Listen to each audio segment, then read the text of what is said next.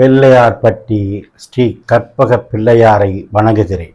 ஆதித்யாய சோமாய மங்களாய புதாயச குரு சுக்கிர சனி பெயர்ச்ச ராகுவே கேதுவே நமோ நமது. நமது வாழ்க வளமுடன் யூடியூப் சேனல் நேயர்கள் அனைவருக்கும் உங்கள் நண்பர் அஸ்ட்ரோ டிஎஸ் மோகன்ராவின் அன்பான வணக்கம், வாழ்த்துக்கள். இப்போ நம்ம இந்த வீடியோவில் என்ன பார்க்க போகிறோம்னா, வழக்கம் போல தான் ஜூலை மாத பலன்கள் பார்க்க போகிறோம். 12 ராசிக்கும் தனித்தனி வீடியோ வரும், வழக்கம் போல் பாருங்கள். இப்போ இந்த மாதத்தில் கிரகங்கள் எங்கே இருக்குன்னு முதல்ல பார்த்துருவோம். ரிஷப வீட்டில் சுக்கிரன், அவருடைய சொந்த வீடு, அந்த வீட்டில் பயணம் பண்ணிக்கிட்டு இருக்காரு. கிட்டத்தட்ட இந்த மாதம் முழுவதும் அங்கே தான் இருப்பார். மிதுன வீட்டில் இருக்கார். குரு பயிற்சி ஆனதுலேருந்து மிதுன வீட்டில் தான் அவருடைய பயணத்தை பண்ணிக்கிட்டு இருக்காரு, பலன்களை கொடுத்துக்கிட்டு இருக்காரு. அடுத்து சூரியன் பார்த்தீங்கன்னா 16ஆம் தேதி வரைக்கும் மிதுன வீட்டில் இருப்பார். 17ஆம் தேதி கடக வீட்டுக்கு வந்துடுவார். அதனால தான் சின்னதாக சூரியனை போட்டிருக்கேன். பலன் சொல்லும்போது நான் உங்களை தெளிவாக சொல்கிறேன். அடுத்து புதன் அங்கே கடக வீட்டில் தான் இருக்கார். செவ்வாய் பகவான் சிம்ம வீட்டில், அவர் நண்பர் வீட்டில் இருக்கார். கேது பகவானோட அந்த கட்டத்துக்குள்ளே இணைஞ்சிருக்கார். கும்ப வீட்டில் ராகு பகவான் பயிற்சி ஆனதுலேருந்து இருக்கார். சனி பகவான் திருக்கணித பிரகாரம் மீன வீட்டில் பயணம் பண்ணிக்கிட்டு இருக்காங்க. 24ஆம் தேதி ஆடி அமாவாசை. ஆடி அமாவாசை, தை அமாவாசை, வருஷத்தில் 2 அமாவாசையும் ரொம்ப விசேஷமான அமாவாசை தான், எந்த குறையும் இல்லை. அதாவது ஒரு சிலர் ஏதாவது இறந்தவங்களுக்கு தர்ப்பணம் பண்ணவோ வழிபாடு பண்ணவோ மறந்துட்டாங்கன்னா இந்த ஆடி அமாவாசை அன்னைக்கு விசேஷமாக பண்ணுவாங்க.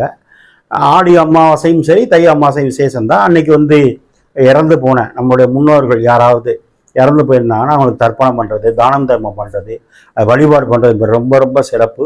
அவங்களுடைய ஆசீர்வாதம் நமக்கு கிடைக்கும்னு அர்த்தம், வேற ஒன்றும் கிடையாது. நம்ம எள்ளு தண்ணி இறைக்கும் போது அவங்களுடைய அனுகிரகம், ஆசீர்வாதம் நமக்கு கிடைக்கும்னு அர்த்தம். அடுத்து 28ஆம் தேதி பார்த்தீங்கன்னா ஆடி பூரம். எல்லா மாதமும் பூர நட்சத்திரம் வரும். அதில் ஆடி பூரங்கிறது ரொம்ப விசேஷம். அம்பாளுக்கு உகந்த நட்சத்திரம், ஆண்டாள் அம்பாள் பிறந்த நட்சத்திரம். அது ஏன் சார் ஆடியில் வருது அப்படின்னா, ஆடி மாதம்தான் சூரியன் கடக வீட்டில் இருப்பார். சூரியனுக்கு ஆவணி மாதம் 1ஆம் தேதினா அவர் சொந்த வீட்டுக்கு வந்துடுவார். கடக வீட்டில் சூரியன் இருக்கிறார். கடக வீடுங்கிறது தாய் வீடுன்னு சொல்கிறது, அம்மா வீடுன்னு சொல்கிறது, அன்னை வீடுன்னு சொல்கிறது. அதனால தான் அதை ஆடி பூரம் ரொம்ப விசேஷமாக கொண்டாடுவாங்க. நிறைய இடங்களில் பார்த்தீங்கன்னா ஆடி மாதம்லாம் கஞ்சி காய்ச்சி ஊற்றுவாங்க. ஏன் கஞ்சி காய்ச்சி ஊற்றுறாங்கன்னா, அடுத்த மாதம் ஆவணி மாதம் பார்த்தீங்கன்னா வெயில் அதிகமாக இருக்கும். ஏன்னா அது சூரியனுடைய சொந்த வீடு, அங்கேயே சூரியன் வருவார்.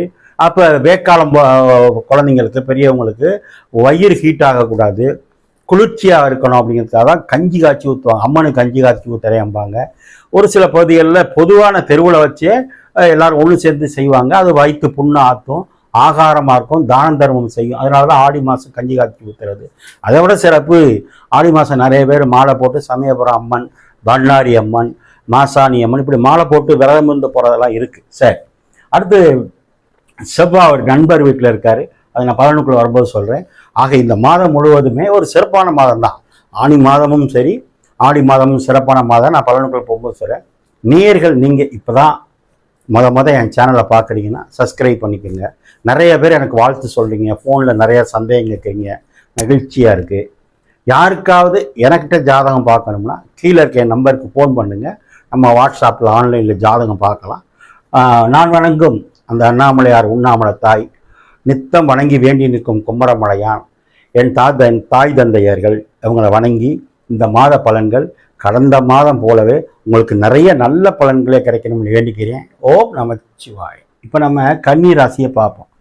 கன்னி ராசி அப்படின்னா கலங்கரை விளக்கம் அப்படின்னு நான் பேர் வச்சுருக்கேன். என்ன காரணம் அப்படின்னா, கன்னி ராசிக்காரங்க பொறுமையாக இருப்பாங்க, முதல்ல காரியவாதியாக இருப்பாங்க. கடன் வாங்கிறது பிடிக்காது, ஆனால் கடன் வாங்குற மாதிரியே வரும். ஆனால் மற்றவங்களுக்கு வழிகாட்டுறதுல, உதவிகள் பண்ணுறதுல கன்னிராசி, கன்னியா லக்னம் சூப்பர். சரி, இந்த மாதம் இந்த கன்னிராசிக்கு ஜூலை மாத பலன் எப்படி இருக்குன்னு பார்ப்போம். முதல் பாயிண்ட்டு, உங்கள் ராசிநாதன் புதன் அவர் 11ஆம் இடத்துல இருக்கார். 11 அப்படின்னா நம்ம நிறைய பேசியிருக்கோம். 11னா லாபம், 11னா வெற்றி, 11னா ஆசை அபிலாசைகள் நிறைவேறும் இடம், தேவையானது எல்லாம் கிடைக்கும் இடம் 11. அப்போ அந்த இடத்துல யார் இருக்கா? நீங்களே போய் அங்கே இருக்கீங்க.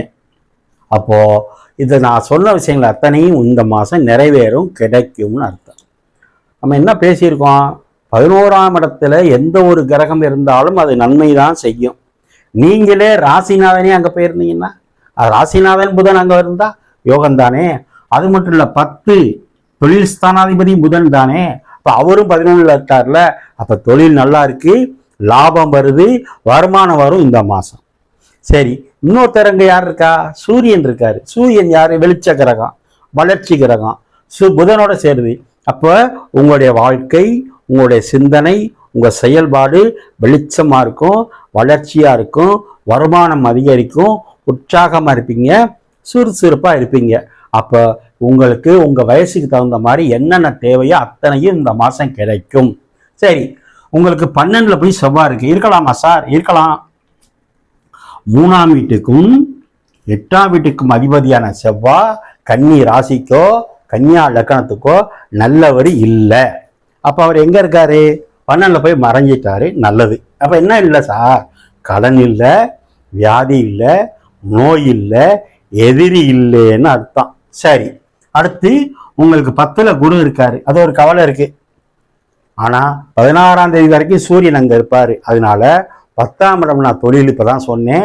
அதில் குரு இருந்து ஒரு மாற்றத்தை கொடுத்தாலும் அது நல்ல மாற்றமாக இருக்கும். சூரியன் இருக்கிறதுனால அரசாங்கத்தில் உள்ள உதவி கிடைக்கும், அரசாங்க வேலை கிடைக்கும், அரசு தேர்வுகளில் வெற்றி.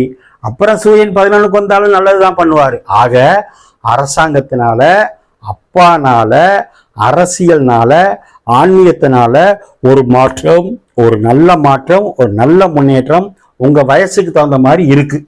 ரைட். அடுத்து சுக்கிரன் 9ஆம் வீட்டுக்கு அதிபதி. 9ஆம் இடம்னா அப்பாவை சொல்ற இடம், பாக்கியத்தை சொல்ற இடம், உபதேசத்தை சொல்ற இடம், நல்ல நேரம் சொல்றது சுக்கிரன். அது ஆட்சியா இருக்கு. இப்போ நான் சொன்ன விஷயங்கள் அத்தனையும் வெற்றி. குரு 2ஆம் இடத்தை பார்க்குது. குரு பகவான் 2ஆம் இடத்தை பார்க்குறாரு, 10ஆம் இடத்துல. அப்போ செய்கிற தொழிலினால லாபம் உண்டு, வருமானம் வரும். ஏன்? தனகாரனே தனஸ்தானத்தை பார்க்கறதுனால பணம் கண்டிப்பாக உண்டு, நிறையா உண்டு. ஏன்னா குருனா பெரும் பகை, பெரும் பணம். அப்போ நல்ல பணம், நல்ல வரவு உண்டு. அடுத்து உங்களுக்கு சனி பகவான் 9ஆம் இடத்துல இருக்க சுக்கிரனை பார்க்குறாரு.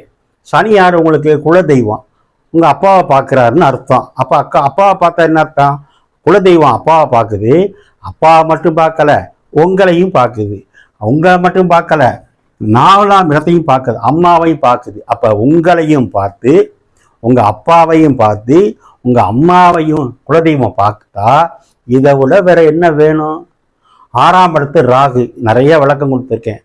பாவகிரகங்கள் வரிசையில் ராகு 6ஆம் இடத்துல இருந்தால் அற்புதமான முன்னேற்றம், தொழில் முன்னேற்றம் உண்டு. வெளியில் போய், வெளி மாநிலத்தில் போய், வெளி மாவட்டத்தில் போய் வேலை செய்கிறவங்களுக்கு நல்லது. இப்படி சொல்லிக்கிட்டே போகலாம். கன்னி ராசிக்காரங்க இந்த மாசத்துல கணிசமான ஒரு தொகையை சம்பாதிக்க போறீங்கன்னு அர்த்தம். குரு 2ஆம் இடத்தையும் பார்த்து, குரு 4ஆம் இடத்தையும் பார்த்து, சனி பகவான் உங்களையும் பார்த்து 4ஆம் இடத்தையும் பார்த்தா தீர்மானம் நடக்கும். எந்த பாதிப்பும் இல்லை. 4ஆம் இடத்துக்கு 7ல் குரு இருக்கு. இப்போ 4ஆம் இடத்துக்கு 7ல் குரு இருந்தால், குரு 4ஆம் இடத்தையே பார்க்கறதுனால நல்ல வீடு கட்டலாம், அல்லது புதுசாக ஒரு இடம் வாங்கி போடலாம். 4ஆம் இடத்துக்கு குரு இருக்கும்போது சுகவாசின்னு சொல்றது. குரு 4ஆம் இடத்தை பார்த்தாலோ, சுக்கிரன் 4ஆம் இடத்தை பார்த்தாலோ சுகவாசி அப்படின்னா நல்ல கார் வாங்குறது, நல்ல வீடு கட்டுறது, நீங்கள் சுகமாக இருக்கிறது, ஹெல்த்தில் இம்ப்ரூவ்மெண்ட் இருக்கும். 4ஆம் இடம்னா ஹெல்த்தில் இம்ப்ரூவ்மெண்ட் இருக்கும். ஆனால் தாயாருக்கு ஒரு மருத்துவ செலவு உண்டு. ஏன்னா 4ஆம் இடத்தை 4க்குடையவனும் பார்த்து 6க்குடையவனா சனி பார்க்கும்போது, 6ன்னா நோய், 4ன்னா அம்மா. அப்போ ஒரு சிறிய மருத்துவ செலவு உங்கள் அம்மாவுக்கு உண்டு. அல்லது 4ன்னா மனசு, 4ன்னா நீங்கள் உங்கள் உடல். அப்போ அதுக்கு இருக்கு ஏதோ சின்ன சின்ன டிஸ்டர்பன்ஸ் இருக்கும். ஆனால் வருமானத்துக்கு குறைவில்லை, படிப்பு நல்லா இருக்கு, தொழில் முன்னேற்றம் உண்டு, வருமானம் உண்டு. கன்னி ராசிக்கு இந்த மாதம் ஒரு மிகப்பெரிய நல்ல தொகை ஒன்று கிடைக்கும். நீங்களே எனக்கு ஃபோன் பண்ணி சொல்லுவீங்க, இது நடக்கும். கன்னி ராசிக்காரங்க 18ஆம் தேதி, 19ஆம் தேதி, 20ஆம் தேதி மதியானம் வரைக்கும் சந்திராஷ்டமம் இருக்குது. அந்த நாட்களில் கவனமாக இருங்க, எச்சரிக்கையாக இருங்க. 2 வீலரில் போகிறவங்க, காரில் போகிறவங்க, வரவு செலவில் இருக்க பணங்காசு விஷயத்தில் எச்சரிக்கை. பாதகம் ஒன்றும் இல்லை. செவ்வாய் 12ல் இருக்கும்போது நடக்கிற பாதத்தில் இரத்த காயம் வராமல் பார்த்துக்கணும். ஏன்னா 12ஆம் இடங்கிறது நடக்கிறதுன்னு அர்த்தம், 12ஆம் இடங்கிறது பயணம்னு அர்த்தம். அப்போ வாக்கிங் போகிறதுங்களுக்கு நல்லது. ஆனால் செவ்வாய் இரத்தக்காரன் 12ல் இருக்கும்போது ஒரு தீ காயமோ ஒரு தீ தழும்போ போடுவதற்கு வாய்ப்பு இருக்குது. சனி லக்னத்தை பார்க்கறது நல்லது தான் ஒரு வகைக்கு, இருந்தாலும் அது கண்டச்சனியாக இருக்கிறதுனால 6க்குடையவனாக இருக்கிறதுனால உடல்நிலையில் கவனம். 2 வீலர் ஓட்டும்போது சர்க்கஸ் வேண்டாம், கார் ஓட்டும்போது பெல்ட்டு, 2 வீலர் ஓட்டும்போது ஹெல்மெட் வச்சுக்கிறது நல்லது. கண்டச்சனின்னா ஒரு நாளாவது மருத்துவம் பார்க்கணும் அல்லது ஆஸ்பத்திரிக்கு போகணும்னு அர்த்தம். என்ன சார் எல்லாம் நல்லா சொல்லிட்டு இப்படி சொல்கிறீங்கன்னா, நீங்கள் ஏன் கஸ்டமர், இன்னும் சொல்ல போனால் கன்னிராசிக்காரங்க நிறைய பேர் எனக்கு ரெகுலர் கஸ்டமர் இருப்பீங்க. அப்போது உங்களை வாழ வைக்க வேண்டியது, உங்களை எச்சரிக்கை பண்ண வேண்டியது என்னுடைய கடமை. ஆனால் குலதெய்வம் பார்த்துக்கிட்டு இருக்கு, எதிரையும் ஜெயிச்சு மேலே வந்துடுவீங்க. நீங்கள் வழிபட வேண்டியது பெருமாள் வழிபாடு, மகாலட்சுமி வழிபாடு, குலதெய்வம் வழிபாடு பண்ணுங்க. இந்த மாதத்தை கொண்டாடுங்க. இனி வரும் மாதங்களும் உங்களுக்கு வெற்றியே. ஓம் நமச்சிவாய.